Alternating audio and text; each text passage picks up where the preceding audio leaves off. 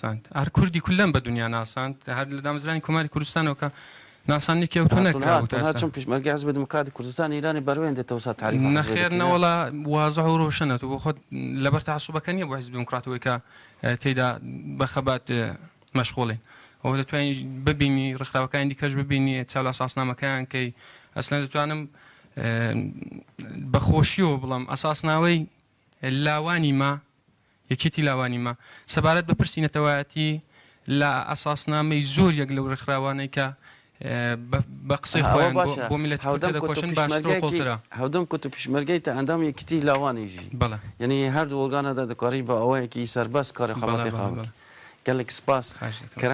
keremke keko versi زۆر سپاس کاک مێران بۆ ئەو پرسیارە دیارە منیش بەش بە حاڵی خۆم بڵێم بۆچی حیزبی دموکراتی کوردستانم هەڵبژاردووە کە دەبێت تۆزێ بگەڕێن و بۆ دواوە ئەمن پێم وایەنەوە واقعیەتی چاکە ئەو ڕۆژەی کە حیزبی دموکراتی کوردستان دامەزراوە یەکەم ڕێکخراوی سیاسی بە شێوەی دەسە جەمعی ینی لە چوارپارچەی کوردستانە یەکەم ڕێکخراوی سیاسی بووە پێش لەوەی هەرچی شۆڕش و جوڵانەوە سەری هەڵداوە تۆ دەبینی لە پێشدا سەرۆک عەشیرەتێک شێخێک ئاغایەک سەرۆکاتی و شۆڕشانەی کردووە کە بە پێکاتنی ئەم حیزبە بۆ حیزبێکی جەمعی حیزبێکی سیاسی حزبێک بوو هەندێک سنەتی شکان ینی زۆر سنەتەیە کە پێویستە بیپارێزی بەڵام سنەتێکە لە نێو کۆمەڵی کوردەواری ئێمە تا ئەو کاتە باو بوو کە سەرۆکەکەی لەبین دەچوو حیزبەکەش جوڵانەوەکەش دەبین دەچوو بەڵام ئەم حیزبە پێکاتەیەکی یان ڕێبەرایەتێکی پێکەنە ڕێبەرایەتێکی دەستە جەمعی ئەگەر بە لەبین چوونی سەرۆکەکانیشی ئەم حیزبە لەبین نەچوو دەتوانین نمونەی زۆر سادەش بینەوە بە تێکچوونی کۆماری کوردستان و سەرۆک کۆمارەکەی ئەم حیزبە ئەدامەی بە خەباتدا لە دوای ئەوەش کە دوو سکرتێری بەناوبانگیی شەهید بوون بەڵام ئەدامەی بە خەباتدا ئەوە یەکێک لە حیزبەکە حیزبێکی نەتەوەییە بۆ نەتەوەی کورد بۆ خەڵکی کوردستان خەباتەکە کە زۆربەی زۆری خەڵکی کوردستانیش زەحمەتکێش و زوڵم لێکراو بوون ئەم حیزبە دوو ئامانجی سەرەکی هەڵگرتووە کە هەمیشە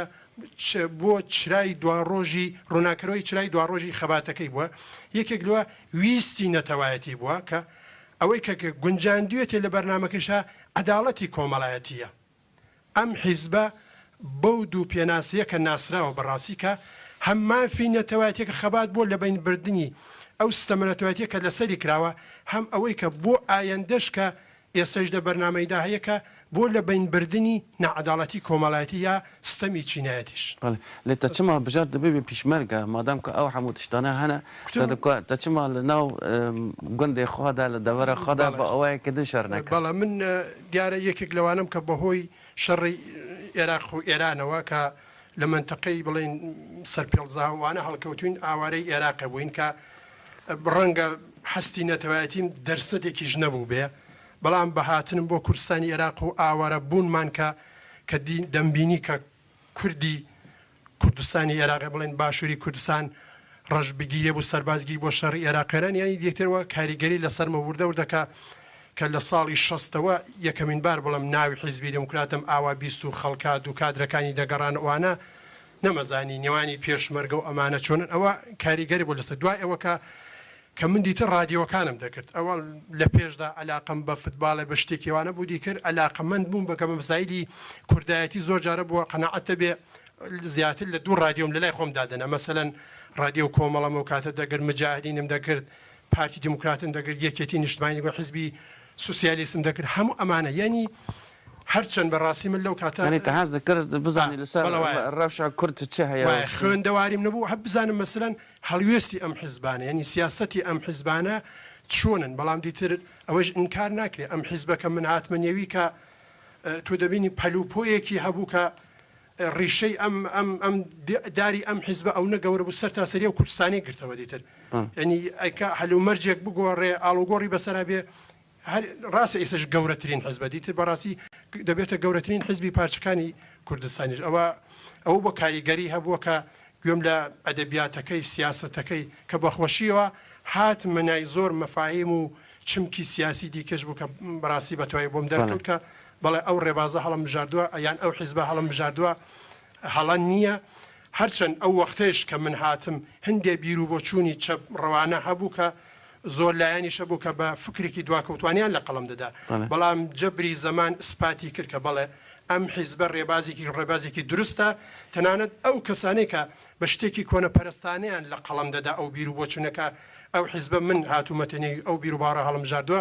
بەڵام ئێستا خۆیان بە ئاڵا هەڵگری کوردایەتی و نەتوایەتی لە قەڵم دەدا gelek spas هەربژی باسکی پڕ مجد و گوتوبێژێکی سیاسی بوو gelek سپاس کەرام کە بت نەوی خۆرتی کە تەچمەوە بژار چەکە پشمەرگاتی هەلگری وقتی امیراندم هندی ما بیستی هر باشینا حزب دموکرات ما بیستیه چون خرابی ما نبیستیه اگه خرابی باز که انا خلقی لای ما چونش ندارن مثلا بجم باد من حزبی چون واقعا حزب که زور یعنی باش لای خلقی خل حجب حزبی دیگه امش لاو کسانم که مش حجب حزبی دیگه هم هاد نه حزبی ده حزب دموکرات خوی انسان دوستیه بو زمان خوش شارد که بو نتها خو یعنی پشتی تا بریارا دا تا هاتی تنانیجو که حزب ناس کرد تا هنک تشتی باشتر دیتن و ریکوپکتر و تنظیمات کی باشتر و پرنسیپ و دیسیپلین و آوانا تا بجارت رفوان دا کار بکی و خباتی بله بابو هر بجی کام بدنا پشمرگی دن بلا لسر اوینی یک کمی عرض کم اوی پرسیاره بکم بنا خود کی کرد بجارتیا به رفع حزب دموکرات کردستان ایرانی او دبا پشمرگه حزبادش خبرکار حزب دموکرات کردستان ایرانی همو با اوای که مرد کرا بجا پشمرگنه لیبو یکم جارت او چکا گرت دست خاطر چه احساسی کم والله بۆ یەکەم جار بەڕاستی خۆشترین ساتی ژیانم ئەو دەمە بوو کە جارێک بەرگی پیرۆزی پێشمەرگاریم کە دەبەرم دوایشی کە چەکەم وەرگر زۆر خۆش بوو پێی دیارە ئێمەش خۆشیەکە چی بوو ینی ئەو بەهێز والله هەر هەستێک تۆ تماشا دەکەی افتخار بۆ دەکەی کە پێشمەرگەی حیزبی ئەوڵ چون بەڕاستی کە باسی مەسەن دایکم و باوکمە باسی پێشمەرگەی حیزبی بۆ دەکردین پێمان سەید بوو بەڕاستی ئێمەش دەتوانین ئەوە پیرۆز بین دیارە من پێم وایە وەک خۆم دەڵێم کە ڕێزی حیزبی دموکراتی کوردستانی ئێران هەڵبژاردووە لە خۆ نییە زۆر سازمانی کەشەیە بنظری من ئەو کەسێک کە بۆ یەکیان خۆم کاتومەتە ڕێزی حیزب بۆ ڕابردووی خاوێنە ئەو حیزبە ڕابردوویش خاوێنی بووە چەل ناو خەڵکە تاریفی هەیە خەڵک دەڵێ حیزب لیوا ئەو کاری کرد ئەو کاری کرد زۆر بەڕێک و پێشی ئەلعانش کە لێرەیە بڵێ هەندێک بەداخەوە لە ناو خەڵکی خۆمان دوورین ئیسەش هەر ڕابردووەکەی خاوێنە منیش کە ئەوڵ هۆکارم کە هەڵمژار ئەوە بوو دووەم هۆکاریشم من خوشکم پێشمەرگەیە بە افتخار و دەڵێم ئەو پێش من هاتووە من دوای هاتووم ئەوش کە هیوادارم هەموو پێشمەرگان سەرکەوتوو بن كلام كاكو كابيج تا چه احساسك وقتی تا چه پشمرگاتی دگرت دست خوا والله لهر تشتكي بيشتر از دست خوشی لكاكي فرشد كاكي ميران دكم يعني آشنایی وقت من بو پشمرگاتی و بو حزباتی چنبو درست الگندی مدا لسال 63 شهر چه بو شهر پشمرگا رژیمه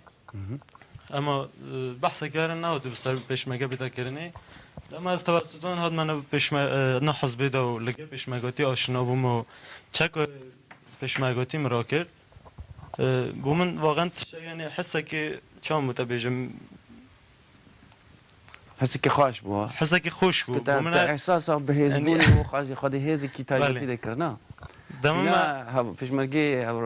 دنشی باز کرد یعنی شانازی که بو خورد کی کرد وقتی دبینه لا خوشخواه مبینه سر بهندی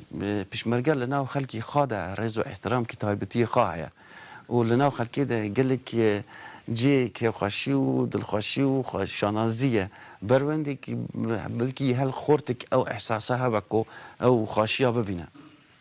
تجي او احساسها بنا والله احساسات متهندي بيجي زوج بصري يعني استرسك زوج مازنجي معه يعني وقتی تشك مع بجارتي اما منظور بود تشك ام تشك مع بجارتي يعني هم نبو مبارزه یا نبو شر تشك داري ام يعني چم متبجم بو اوكل الجور بير باور خا خبر بير باوريو خو باش محافظه رباري خو بدا او هورا پشمرگه دنم بنا پشمرگه کی تو بنا